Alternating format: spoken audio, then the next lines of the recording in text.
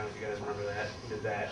But I mean, that's the fun thing about it. And this is true when you're working on your student book or when you're working on a TV ad or anything, is really you kind of have to you want to hold on to your idea so tight, but you really need to kind of let go at some point and let other people put into it what they can, because you're always going to get something better out of it.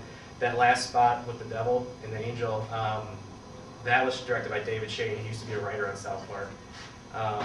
He's just a director now. He does some great stuff. But we came in and we had this set thing that we wanted to do, but he was throwing out lines and we were throwing out lines, and the actors threw out lines. So we actually finally cut the final spot.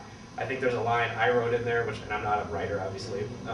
My writer, my creative director, the director, even the actor, he had a line in there. So it's like you never know what's going to come of it, so you really kind of got to let things go. And especially on big TV stuff, it's like, you have your little idea, and it's just you and your writer. And I mean, we've been working on, this stuff that I'm about to show you, and this is the print for it, but it lasted, we had started working on it about a year and a half ago. It just launched in January. It's like you're working on this so long, but by the time you're done, your creative director's had his round at it, your EC's had his round at it, client, account, director, editors, all these people put into it, and you just kind of have to, you're kind of overseeing the whole thing, but you just kind of have to let everybody do their job, because that's what you're paying them for. So these next 3 spots, this is the new campaign.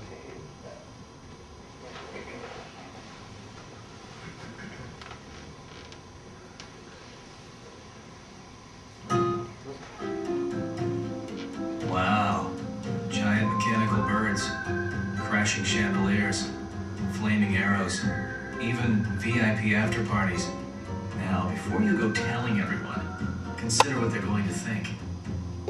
If you're into a show with 2-girl martinis, what else might you be into? Careful experience, Wrangler. Your Vegas is showing. They say the clothes make the man, and a pair of albino crocodile loafers pretty much says you're the man, except back home. And maybe it's best not to mention the new slacks and private fitting. You can see how imaginations might run wild. People might start wondering just what kind of double life have you been leading? Because who really knows what a guy with an outfit like that is capable of? Hey, fashionistador, your Vegas is showing. 3 celebrity chefs in 3 days. Well, you could write a thesis on gourmet delights. And yet, what exactly does it say that you've developed a taste for such exotic delicacies? At least to those back home.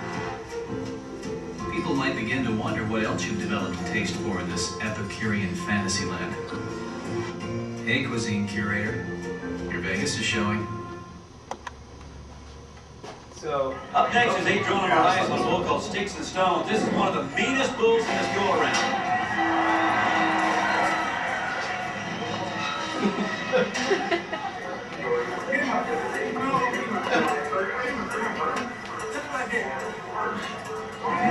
There you go. Maybe. Well, maybe not. I think this one stayed out a little late last night, Justin. He looks like he's exhausted. Too much clubbing, I guess. So that was just, we do, one thing LVCVA does is they have these partnerships trying to bring people in. Like the NBA All-Star Game was in Vegas. They paid them some ungodly amount of money to come do their event in Vegas. Basically just, it's almost the same as advertising. So they bring PBR there every year. And so we do some kind of fun one-off spots for that. That was one of them. And that was all actually using existing footage. I was at the PBR event and I saw this, they opened the gate, the bull didn't go, and this was a year before we actually got the job for this, and I remember that, so we got the footage for it, and it was actually only about 10 seconds the bull didn't go, but our editor did a great job kind of lengthening it out into a full 30. So that's kind of a fun little thing. And then I think the other thing I've got on here is, one of the things on here, this campaign is for the Las Vegas Metro Police Department. It was actually it was like the first assignment I got when I was at R&R, and they were trying to do recruitment. But I don't know if you've seen a lot of police recruitment, but all their recruitment stuff is like smiley, happy cops, and it's like, rainbow coalition of, ethnicities on this poster. Everybody's smiling, they're helping kids. And they weren't attracting the people they wanted. They wanted to attract guys that were just out of high school that might either be considered in the military, things like that. And it's like, that's not the way that they're currently recruiting. It wasn't going to work. So we developed this thing. It was right after Sin City came out. So we're like, all right, Sin City, you know, Vegas, obviously it fits. So we did this campaign, just super simple graphic novel approach. It launched, I can't remember what month, maybe March or something. It was like, these were mainly like bus shelters. There were some print ads. We did a TV spot, which I'll show, and I think the number of applicants rose like, I don't know, 800% or something like that. Like they had basically all of their academy classes filled up for like 2 solid years based off of this, because nobody had ever really tried to actually talk to these kids in their environment. We actually, one of the things, like all of these are like, you know, simple comics, so we had like a full-size cutout of one of these guys that they put in like community college and stuff. And they really pushed it, and pushing like the action element and the fact that you could be a hero and stuff like this, as opposed to, you know, you're going to help old women across the street. So this is the TV spot, and this was done, I think, for like $5 grand or something. Like they had no budget.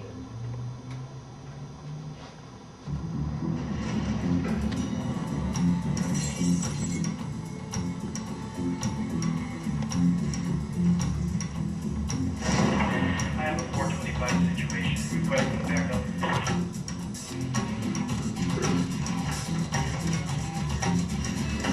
Control 331, en route to back.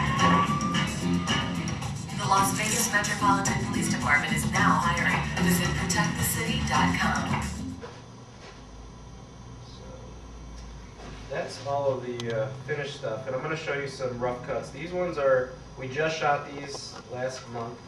We just finally got the finished edits done. I'm not sure how the audio is going to be on here because they're kind of crappy, because these are just, we haven't, I guess as you're looking at these, this is basically all it is. This is raw footage that was edited together. No the audio hasn't been sweetened yet. There hasn't been any retouching done. One of the spots is all shot on blue screen because it's actually supposed to be in heaven. So you'll see that. So we're going to drop in our heaven background. Any audio design, color. So the colors are all kind of off. Like as you're watching that heaven spot, you'll see that, like, you know, one angle of this guy, he looks a little bit red. Then if you cut to the angle of his assistant's kind of green. Like all that stuff gets finished in post. So this is kind of an interesting way to look at these. Let's see. I'm going to show you these.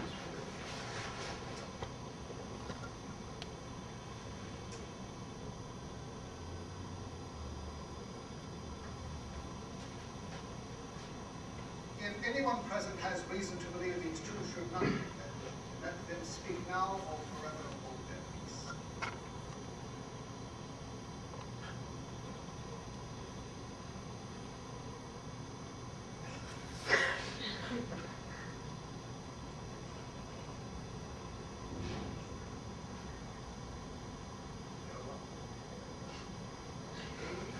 That's great. We wanted, actually, one thing funny about that spot is that movie, What Happens in Vegas, is coming out this week. That Ashton Kutcher, Cameron Diaz movie looks terrible. But they paid us to use our slogan, and they wanted us to partner with them. And this spot had already been written, and we wanted to get Ashton Kutcher and Cameron Diaz to be the talent for this, but they wanted like some ungodly amount of money for it, so we told them no. I actually did not do that one. That was another guy. This is another guy as well. Stanley asked me to this. Gloria, I think the house is my never-ending love. The best of song, I think the rare place for me, my nephew Charles, because of love membership. The Pepper John, my favorite concierge, I think Monet, the best thing. And the Italian villa, the raisins that were remained between us. Right, John?